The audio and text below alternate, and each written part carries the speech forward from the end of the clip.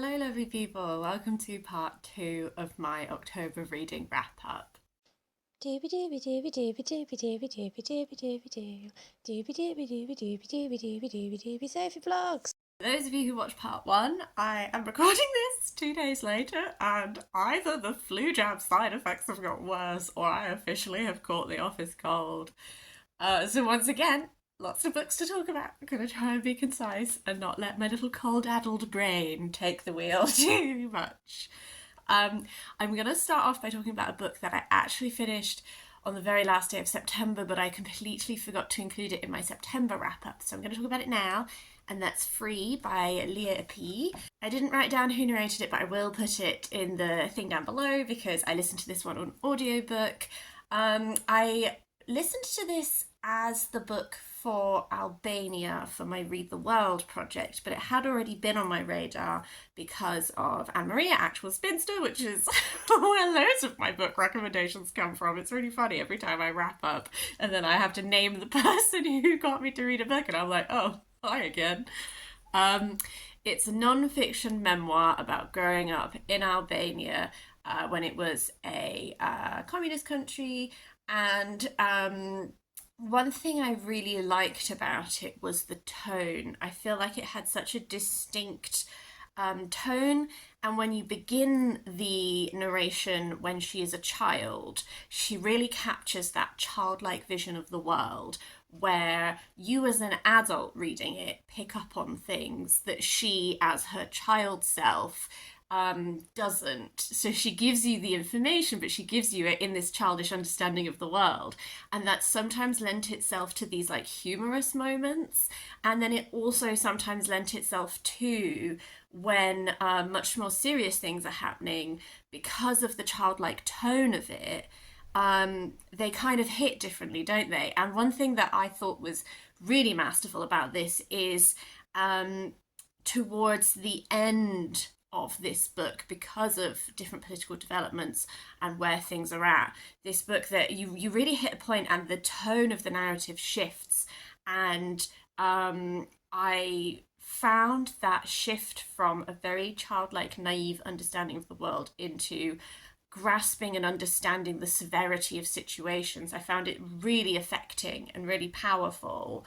And also sort of capturing the mundanity sometimes of living through like historic events. Like she goes to take her final exams, and the guy who is the invigilator looks a bit worried, and he's like, oh, there's been a bomb threat dialed in, but don't worry, it's not due to go off for an hour, so I'm going to tell you all of the answers. Those of you predicted this level, write down this number of answers. Those of you predicted, and it's just this strange mundanity that is like emotionally, there's a bomb threat dialed into your school, will you be okay? But then like practically, like also like you need to get your exam results, so just write down the right number of answers for your predicted grade.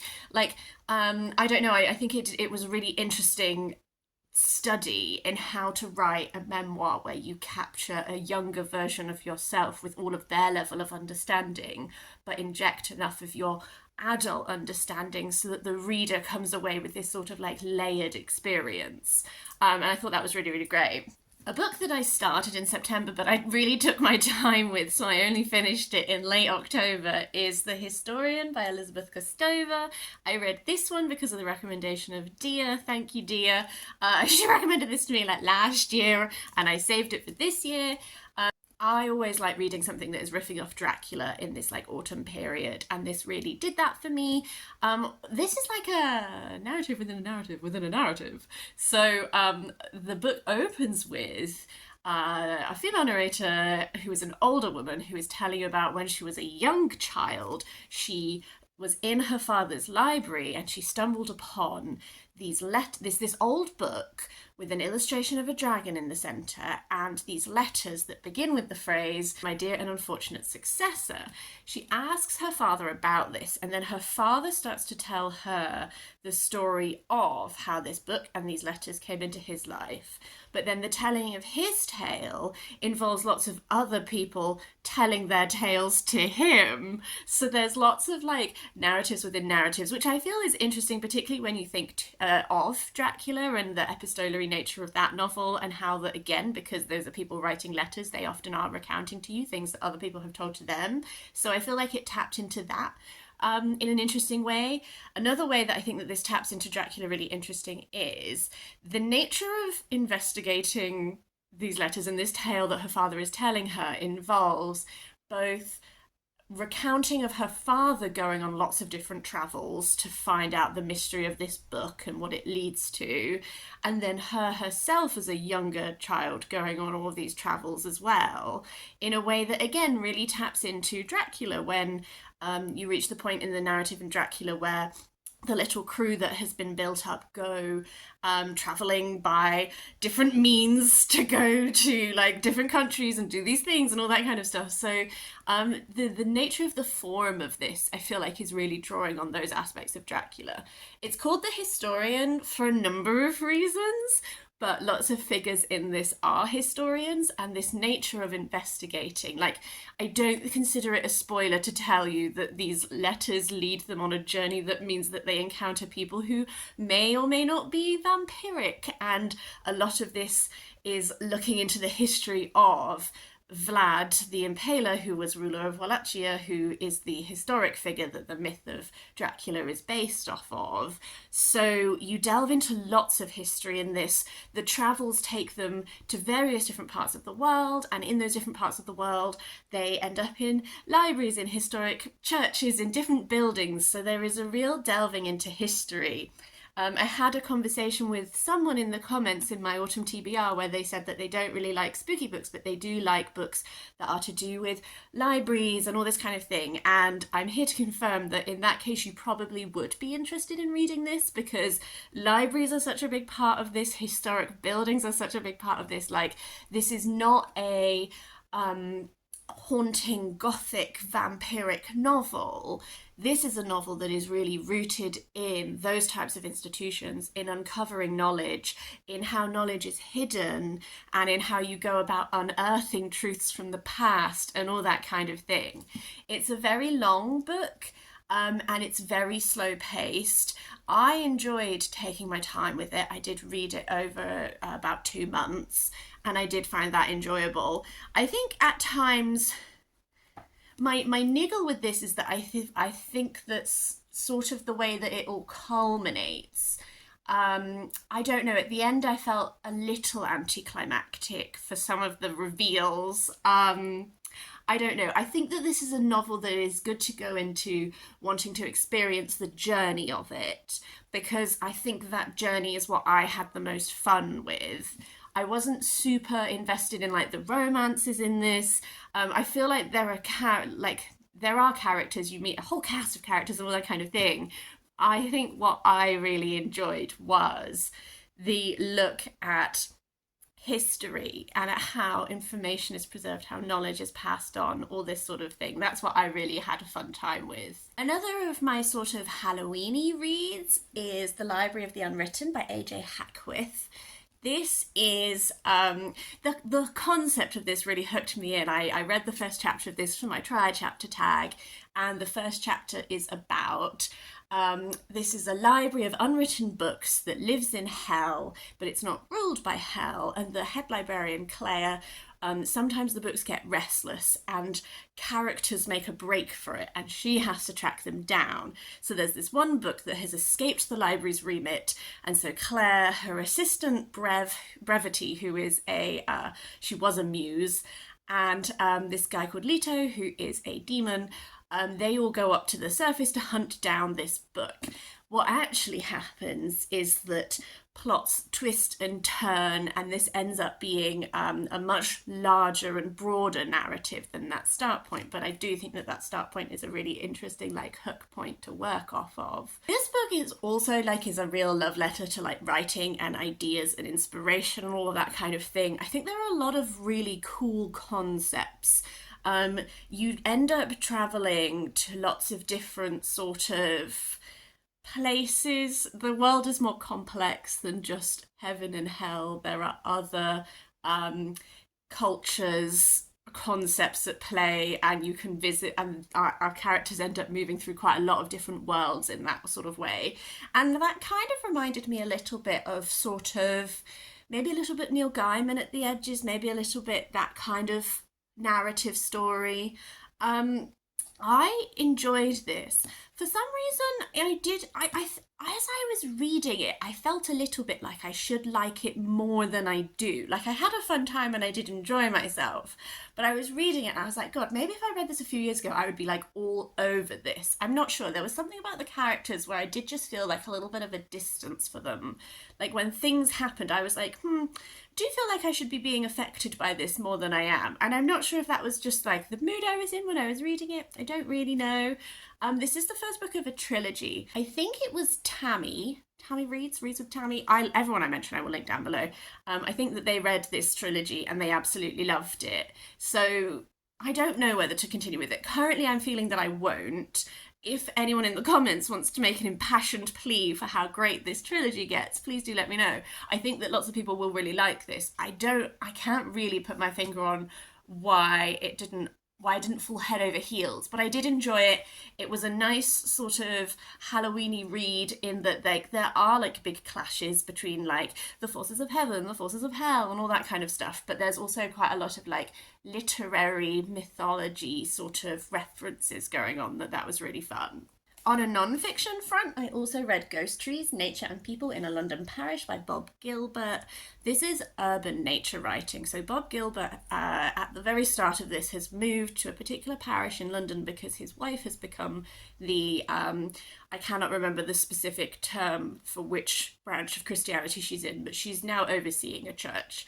And Ghost Trees is the reference to these trees that sort of, they do still exist, but maybe they're not the ones that are planted anymore, or that kind of thing. So each chapter looks at a different tree, a different type of tree, and then usually it comes from a start point of his walks around this local area, and then he branches off. He gives you history, he gives you like linguistics, he gives you nature, like all of these kind of associated topics, and then each chapter is like structured around a different type of tree. I really enjoyed doing some urban nature writing, and Bob Gilbert writes really passionately about like the importance of nature in urban situations, and I think since the pandemic that's something that has really been in the minds of a lot of people. Like, I spent the pandemic living in a city centre, and that like separation from nature really did affect me quite a lot. I would go on my daily nature walk and I would take pictures of flowers and stuff and try and identify them when I got home, because that was something that I realised really made me feel much more grounded. So I really appreciated it from that point of view. I feel like the nature of nature writing sometimes is that you end up like, this is a book of noodling, if you will. So we take, like, this is our start point, and then we noodle over here for a bit, and then we noodle over here. That kind of thing. So yeah, this was like an enjoyable nature writing book for sure. A more light-hearted fiction book that I read this month was The Last Continent by Terry Pratchett. This was just my next one on my chronological Pratchett reading. This is a Discworld book. This follows Rincewind, so it's like a wizard's Discworld book. Essentially, the entire concept of this book is just riffing off of Australia as a place. Rincewind has ended up in this place that is, to all extents and purposes, Australia. The other wizards at the Unseen University have sort of gone through this portal thing, and they found a god who is attempting, the god of evolution. Essentially, Rincewind's journey involves a number of episodes that are riffing off of some kind of piece of Australian culture. I thought that this was fine. My general feelings on Discworld is a bad Terry Pratchett Discworld is still an enjoyable book. So for me, this one lacked a lot of what I personally like in Discworld, where I like when we make much bigger, wider points and we have silliness and humor, but we really follow it up with like emotion and like that kind of thing. I got a little tired of this book, I think, at times, because I just felt we were just making Australian references and all that kind of thing. You know, like I wanted a bit more from it. And it's not like there's not a plot that ties through. I just think for the length of this book and for what the plot actually is, it was just a bit over long for me.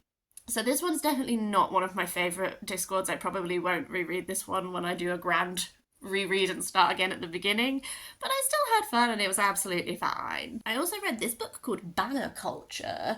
Who's this even by? This does not exist anywhere on any of the reading sites that I use to track my reading. It's a Pendle Radicals publication for Mid-Pennine Arts. Bought this at the People's History Museum in Manchester, which has some cracking banners. I love a banner. I love textile history. I'm all about that. I realised that why this is at the People's History Museum is this is a publication that was put together based on an exhibition called Banner Culture that was held elsewhere, but some of the banners from the People's History collection were featured in it and as such are featured in this book. I wanted there to be a bit more historic banners, I will say, but what the flip side of that is that because these are all much more contemporary banners, it's a really interesting look at a lot of contemporary political moments and all that kind of stuff. So if you are interested in older protest banners, banners to do with different unions, that kind of thing, not so much present. If you're interested in banners used for a lot more contemporary protesting and all that kind of stuff, very much what you're after. This has a few essays at the beginning, which are from a variety of people who I believe were involved in curating this exhibition. And then a lot of the pictures throughout are of the banners as they were hung in situ in the exhibition itself. So yeah, it's just, I just thought it was really, really cool. I love banners as a means of protest, as a means of communicating political messaging, all this kind of thing. I just think they're such an interesting form. So this was a really cool read. My final piece of fiction is All's Well by Mona Awad. This is my first Mona Awad. Although it is her, I know Bunny was her first book that was a sensation. I haven't read that one. This is a very interesting book. I read this whole book on a train journey. Essentially, I went up to Manchester again to see some friends, which was the same time as Storm Babette. So my journey back from Manchester was quite delayed. So I read all of this on a train before moving on to a different book. And it was weirdly a very interesting way of reading it, because this is such like, it almost feels like a bit like a fever dream, this book. You're following Miranda, who is she was originally an actress. An injury that she had during a performance means that she experiences a lot of chronic pain that is debilitating. She managed to secure this teaching position, which involves being director of this play. And she wants to put on All's Well That Ends Well, but her students want to put on Macbeth, and they get quite mutinous about it. And then one day when Miranda is at the bar that she frequents with her friends, she meets these three men, and the entire plot starts to spiral. There are so many Shakespearean references in this. You know, these three men are very, like, obviously linking to the witches from Macbeth. There's just Miranda as a name comes with so many connotations. Like, this is just suffused with Shakespeare, and I really, really enjoyed that aspect of it.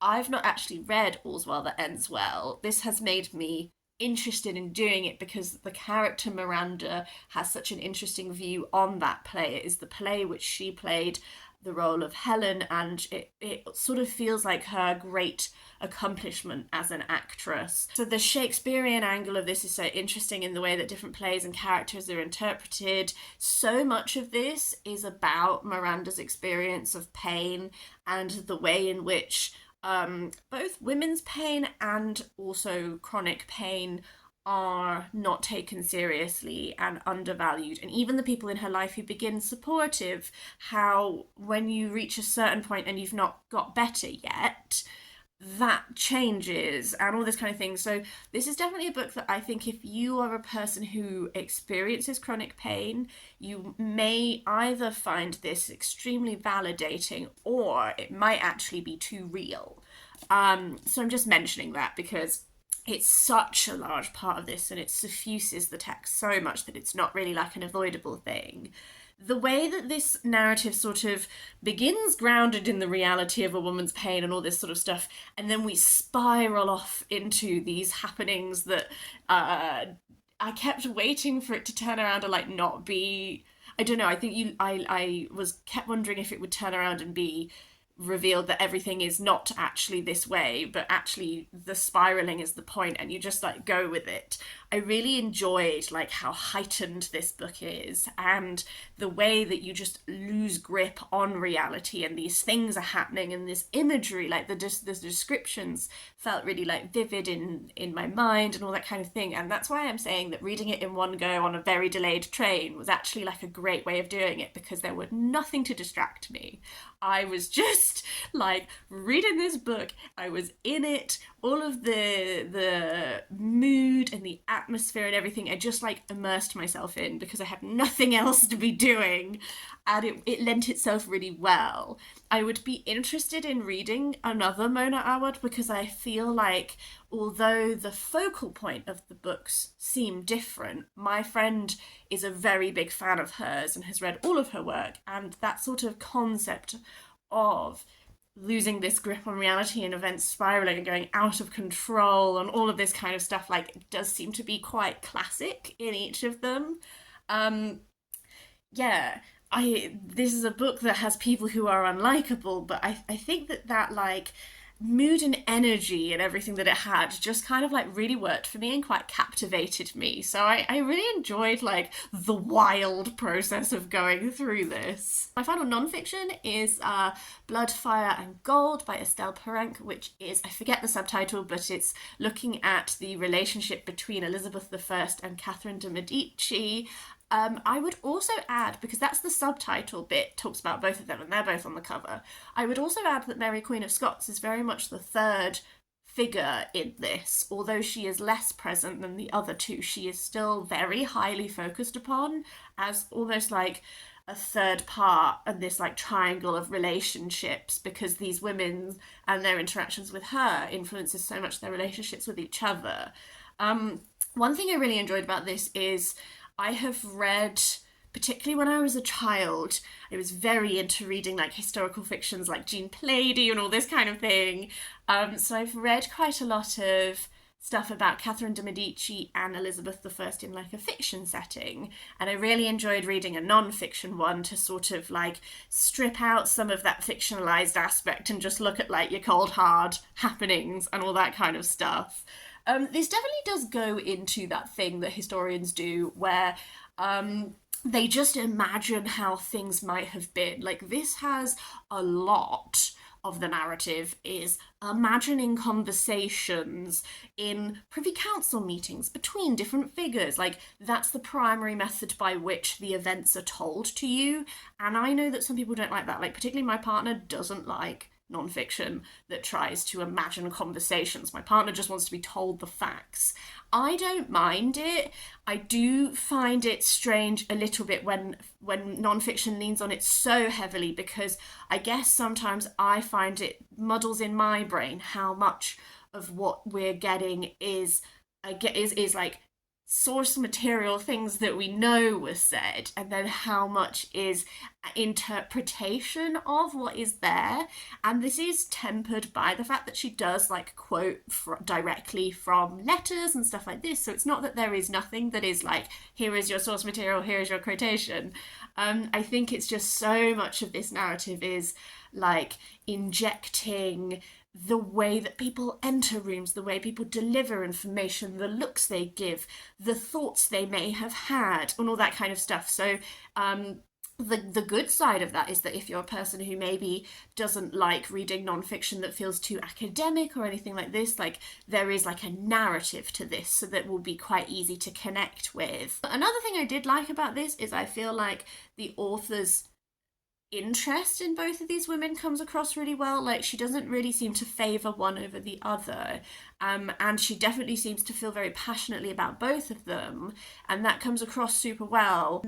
I feel her enthusiasm for it. I think as someone who does know a fair amount about this particular like time period, there wasn't like a lot that I was like, wow, this has completely changed how I view this, but I did enjoy like the focusing in and the angling on these two women and their relationship and all that kind of thing. I thought that that was interesting. The final thing I'm going to talk about is just briefly, but someone who I used to work with has published a magazine. This is I Wanna Be. And I just thought I'd mention it because if you're in the UK and you fancy, if you like to read independent magazines, all this kind of thing, it's very cool. It has a lot of very cool design, actually. I think like the design of the magazine is really awesome, which is what my co-worker did. She's a designer. The theme of this first issue is music, so there are interviews with bands, there are people writing about their relationship to musicians and music and that kind of thing. There's lots of art in this that's inspired by music. I just thought it was a really cool sort of look at independent creatives. It's very queer, all that kind of stuff. So I just thought I'd mention it. I'll include a link down below to where you can get it if you're interested. That is that everything? But yeah, that's everything I read in October. October was such a reading month. Absolutely stormed my way through books. I don't really know what happened. I would really, really love to hear your thoughts on any of these, as per usual. But also, what did you read for your little October reading? Because I am always on the lookout, because I find it is a month that like inspires me reading wise. So if you have any recommendations that I can file away for next year's reading, please do let me know. Otherwise, I hope you have a really lovely day. I'm going to go and stop talking because I can feel myself fading as a human being. Hopefully next time I see you, I'll be much better. By the time this goes up, I'll be fine. But yeah, I hope you have a really lovely day. I will see you next time for something different.